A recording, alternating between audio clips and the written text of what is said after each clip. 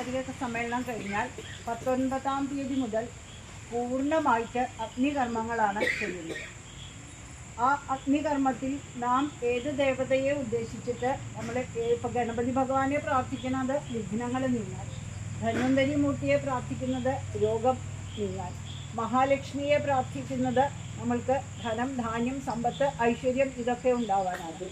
നരസിംഹമൂർത്തിയെ പ്രാർത്ഥിക്കുന്നത് നമ്മുടെ ഓരോരുത്തരുടെയും ഉള്ളിലുള്ള ഭയം, വിഭ്രാന്തി, ആകാംക്ഷ, ഈ പ്രപഞ്ചത്തിൽ കാണുന്ന ഇന്നത്തെ മാറ്റങ്ങളിൽ നമ്മുടെ ഓരോരുത്തരിലും ഉണ്ടാകുന്ന ആ ഒരു ഭയപ്പാട്, അതൊക്കെ മാറ്റി നമ്മെ നല്ല സ്വസ്ഥതയിലേക്ക് നയിക്കുക.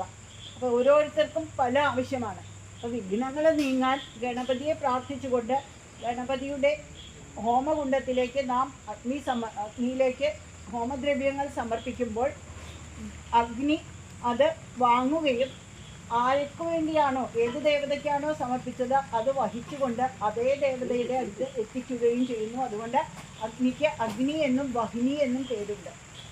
അപ്പോൾ ഓരോ മനുഷ്യനെയും മുന്നോട്ട് നയിക്കുന്നത് അഗ്നിയാണ്. അഗ്നി കസ്മാത്, അഗ്നി അഗ്രണീ ഭവതി, നമ്മെ മുന്നിൽ നിന്ന് നയിക്കുന്നതാണ് അഗ്നി. അഗ്നി മൂർധ, അഗ്നിയാണ് മൂർധാവ്.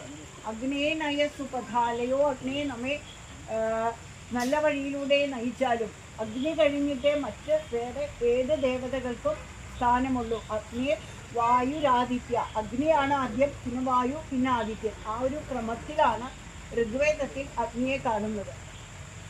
അപ്പോൾ ആ അഗ്നികർമ്മങ്ങളിലേക്ക് നമ്മുടെ പ്രാർത്ഥനകൾ ചെയ്യുന്ന സമയത്ത് തീർച്ചയായിട്ടും അതിൻ്റെ ഒരു ഭയം, നമുക്ക് ഫലമുണ്ടാകുകയില്ലയോ, ഞാനിത് ചെയ്യുന്നത് വരെ ഒന്നും തീർത്തും വേണ്ട, അതിൻ്റെ ഫലം നമുക്ക് നിശ്ചയമായിട്ടും ഉണ്ടാകും. അത് നമുക്ക് പല അനുഭവങ്ങളിലൂടെയും പലതരത്തിലും നമുക്ക് കഴിഞ്ഞിട്ടുള്ളതാണ്.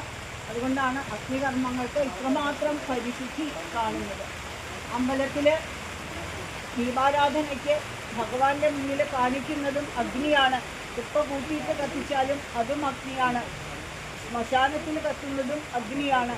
നമ്മുടെ ഓരോരുത്തരുടെയും ഉള്ളിലുള്ളതും അഗ്നിയാണ്. നമുക്ക് ദേഷ്യം വന്നാൽ കോപാഗ്നി, വിശപ്പ് വന്നാൽ ജഠരാഗ്നി, അത് ദഹിക്കാൻ വൈശ്വാനരാഗ്നി, പ്രസവത്തിന് സൂതികാഗ്നി, എല്ലാം അഗ്നിയാണ് എല്ലാ മനുഷ്യരിൽ ഉള്ളത്. നമ്മുടെ ഉള്ളിൽ അഗ്നി പോയാൽ നമ്മുടെ ശരീരം തന്നെ വീണുപോകും. അതുകൊണ്ട് അഗ്നിയുടെ പ്രീതി, ഈ കാണുന്ന അഗ്നിബാധകൾ ഒക്കെ ഇല്ലാതെയാക്കാൻ അഗ്നിക്ക് വേണ്ടത് അങ്ങോട്ട് അഗ്നിക്ക് കൊടുക്കുക. അല്ലെങ്കിൽ കൊടുത്തില്ലെങ്കിൽ അഗ്നി അത് വന്ന് എടുത്തുകൊണ്ട് പോകും. അതാണ് ഈ അഗ്നിബാധകൾ കൂടുതലായിട്ട് ഇപ്പോൾ